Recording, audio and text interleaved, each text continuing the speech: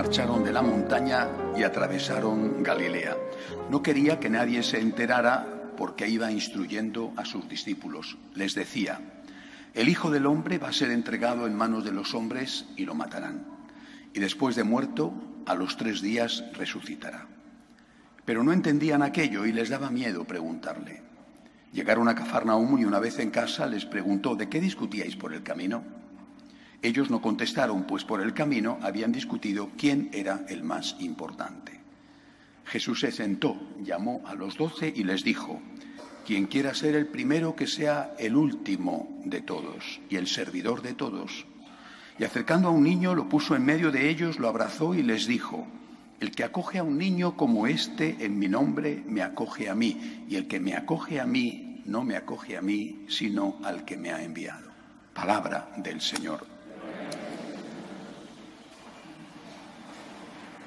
Es una escena un poco extraña la que nos cuenta el Evangelio de hoy, porque no parece propio que Jesús esté hablándoles del final, que le van a matar, y que ellos estén discutiendo quién manda. Se ve que el deseo de mandar forma parte de la naturaleza humana tocada por el pecado original, porque al final vas a mandar ¿sobre qué? ¿No? ¿Sobre cuántos? O sea, si hay más jefes que indios, o sea, ¿sobre cuántos vas a mandar? Pero al final se están peleando por ver quién manda sobre lo poco que quede. Bueno, no sé si esto era una cuestión de los apóstoles o esto sigue pasando hoy en día. En fin. Pero lo importante es que Jesús tenía muy claro que debía prepararles para lo que se avecinaba. Él sabía cuándo era el día y la hora. Y que debía prepararles, por lo tanto, para el escándalo de la cruz, de su cruz, y también a nosotros para el escándalo de nuestra cruz, es decir, aquellas cosas que no funcionan bien en nuestra vida y que nos llevan a dudar del amor de Dios, de la misericordia divina o incluso de la existencia de Dios. En este contexto, repito, que es lo más importante del Evangelio de hoy, tiene lugar esta pelea de los discípulos, de los apóstoles, por ver quién manda. Y el Señor les pone el ejemplo del niño, ¿no? Lo importante aquí es servir. Y servir, el que sirve es el que verdaderamente manda, servir como lo hace un niño, es decir, sin pretensiones. No sé si los niños de entonces también eran distintos de los de hoy, pero en cualquier caso, servir sin pretensiones de mandar. ¿Vale? Pero hay otra cosa importante que tienen los niños, o por lo menos que tienen algunos niños. No vamos a generalizar demasiado, no sé que alguien me diga, usted que no conoce a los niños porque no los tiene, ¿no? Pero bueno, que tenían los niños o que tienen algunos niños. Y es la confianza. Hace muchos años, un sacerdote claretiano muy amigo que murió recientemente y que fue mi consejero espiritual durante bastante tiempo, me contaba una anécdota de él cuando él era niño con su padre. Su papá, él había nacido en Calatayud, en la provincia de Zaragoza, y su papá, cuando venía del trabajo, le decía: vámonos a dar un paseo. Y el niño, me contaba, ya sacerdote, digo que ya falleció, pero era mayor cuando me lo contaba, le preguntaba siempre a su papá: ¿a dónde? ¿A dónde? Y el papá le decía: ya veremos, ¿te vienes o no te vienes conmigo? ¿Te fías o no te fías? Claro, no le estaba pidiendo que se fiara de un extraño, sino de su papá, de él, ¿no? Y él entonces me contaba que le cogía de la mano al papá y salían a dar un paseo, me imagino, por las calles de Calatayud o subiendo al castillo, lo que fuera. Bueno. Y él me lo decía como un gesto que tenemos que aprender de los niños con respecto a Dios. Dios te dice, en muchos momentos de la vida, te dice, como el papá al niño: tienes que fiarte de mí. Tienes que fiarte de mí, aunque no entiendas todo o incluso nada de lo que está pasando y de lo que yo te estoy pidiendo. Por ejemplo, con respecto a la cruz, quiero decir, porque nadie suele tener crisis de fe cuando le toca la lotería, Pero con respecto a la cruz, puedes tener una enfermedad y no entiendes por qué, si eres joven, te sale un cáncer, por qué todavía no tienes la vida terminada, aún tus hijos no están preparados por qué tienes que afrontar esa situación. O aunque seas una persona mayor, eres católico, practicante, estás rezando, estás suplicando a Dios que te cure. ¿Por qué tienes que tener ese dolor en una parte, en otra de tu cuerpo, en varias a la vez? ¿Por qué? ¿Por qué? Y Dios te dice, tienes que hacer como los niños. Fíate de mí, confía en mí. Hay cosas que vemos claras en la vida. Otras las vemos a posteriori. No las entendíamos cuando pasaban. Y otras las veremos en el cielo. Pero siempre tenemos que decirle a Dios, me fío de ti. Y eso sucede, repito, con tu cuerpo. Sucede, por ejemplo, con tu familia. Te puedes encontrar con que tu proyecto familiar, aunque lo hayas hecho del mejor modo posible, se ha roto. Se ha roto porque tu cónyuge te ha engañado, te deja, el típico de cariño, ya no siento nada por ti, ahí te quedas. O se ha roto porque el proyecto de tu familia incluía a tus hijos y salen como salen.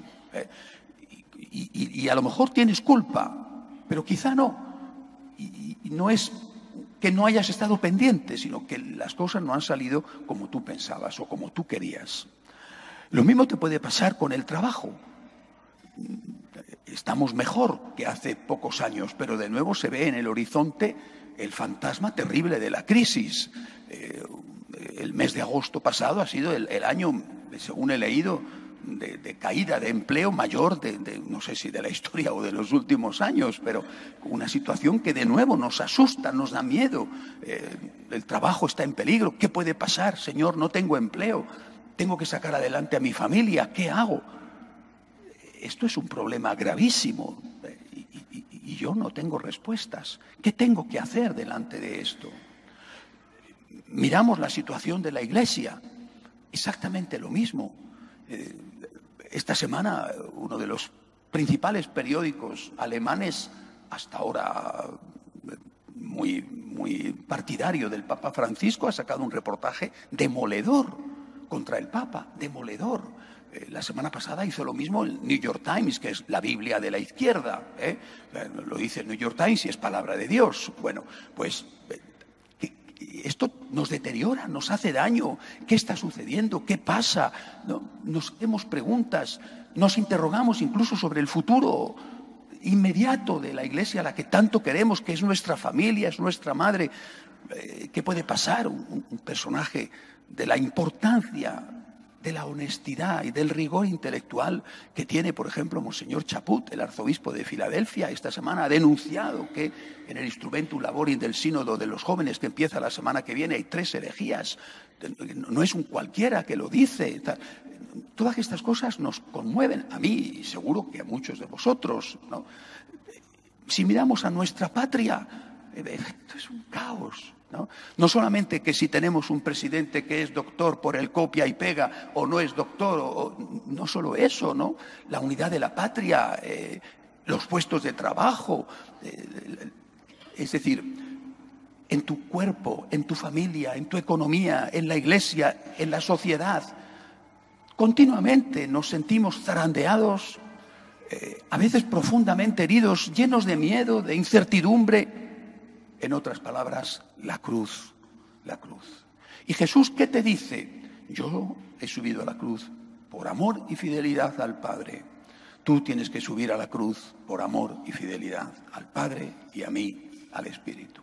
Tienes que abrazar tu cruz, que es un cáncer, que es una situación familiar que te rompe tus esquemas y te amarga tu futuro, que es una crisis económica que no sabes qué puede pasarte a ti y a los tuyos, que es algo que está conmocionando a la Iglesia. Todos coinciden que es la mayor crisis de la Iglesia en su historia, o que es sobre la propia situación de tu patria, que no sabes si seguirá existiendo tal y como hasta ahora la has conocido. La cruz, la cruz. ¿Qué tienes que hacer? Cuando hay problemas en la vida, hay que hacer siempre 2 cosas. La primera, la que dice Jesús en el Evangelio hoy, hacer como los niños. Señor, yo confío en ti. Yo confío. No entiendo. Lo estoy pasando mal, pero yo confío. Yo, Jesús, me fío de ti. Recordad que estas fueron las palabras que el Señor le dio a Santa Faustina Kowalska cuándo iba a empezar la Segunda Guerra Mundial y Polonia iba a quedar arrasada, como después pasó en la causante de la guerra que fue Alemania. Y el Señor a Santa Faustina, cuando se le aparece con aquella forma bellísima del Cristo con los rayos de colores, le dice: confía en mí, divina misericordia, en ti confío. Y estas son las palabras que el Señor le pide a Santa Margarita María de Alacoque cuando se le aparece bajo la devoción del Sagrado Corazón, en aquella Francia todavía poderosa, pero que ya se enfilaba hacia la posterior Revolución Francesa.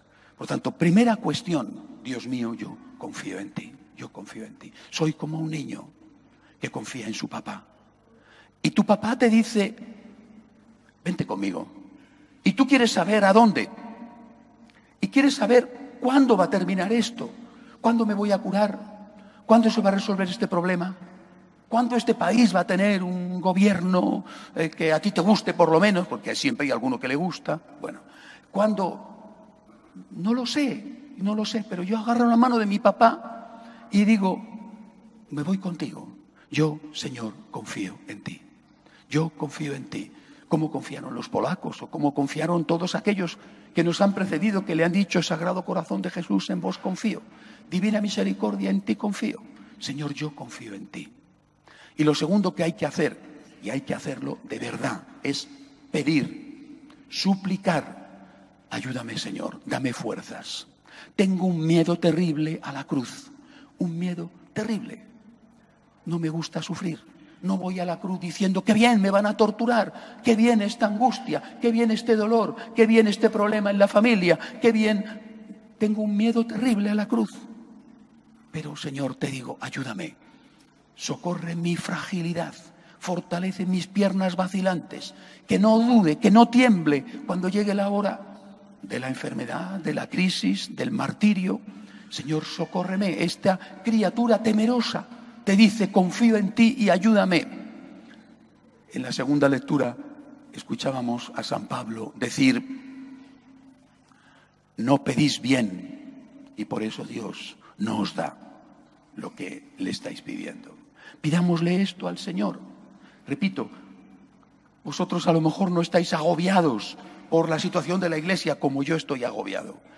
A lo mejor vosotros estáis agobiados por un problema económico, o porque tienes una situación en casa terrible, o porque te duele aquí o allí, o porque la patria está como está. Cada uno tiene sus cuitas, sus cruces, y a veces tienes las 5 juntas. Da igual. Señor, me fío de ti. Yo confío en ti.